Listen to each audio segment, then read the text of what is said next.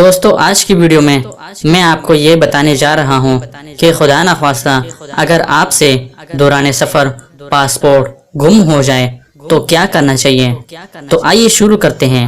اگر کسی دوسرے ملک کے سفر کے دوران پاسپورٹ گم ہو جائے تو سنگین مسائل پیدا ہو جاتے ہیں اور انسان مشکلات کا شکار ہو جاتا ہے۔ آئیے آپ کو بتاتے ہیں کہ ایسی صورتحال میں کیا کرنا چاہیے۔ نمبر 1، سب سے پہلے تو آپ اپنے اوزان قائم رکھیں۔ یاد رکھیں کہ دنیا کا خاتمہ نہیں ہو گیا جو آپ اس قدر پریشان ہیں، بلکہ اپنے اعصاب پر قابو رکھیں۔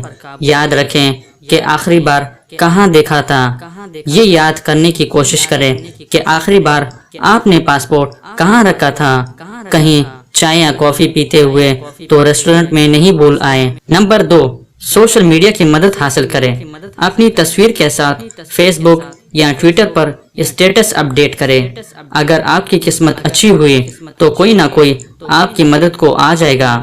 نمبر 3، آپ کو پہلی فرصت میں پولیس اسٹیشن جا کر پاسپورٹ گمشدگی کی رپورٹ درج کروانی ہے تاکہ اس کی مدد سے آپ دوسرے پاسپورٹ یا ایمرجنسی پرمٹ کے حصول کے لیے کام شروع کر سکیں۔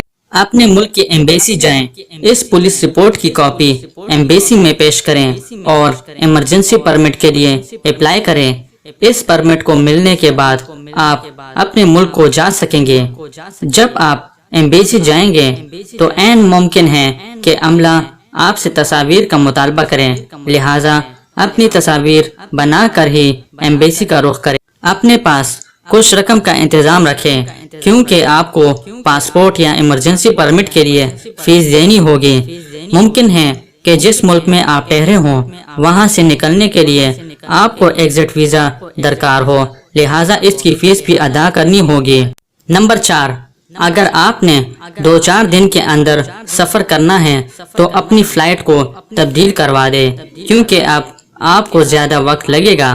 سب سے اہم کام، جب بھی آپ اپنا بیرون ملک سفر شروع کریں تو پاسپورٹ کی ایک فوٹو کاپی اور ایک اسکین کاپی اپنے ای میل میں رکھیں تاکہ کسی بھی ناگہانی صورت کا مقابلہ کیا جا سکے۔ تو دوستو، امید کرتا ہوں کہ آج کی ویڈیو آپ کو پسند آئی ہے۔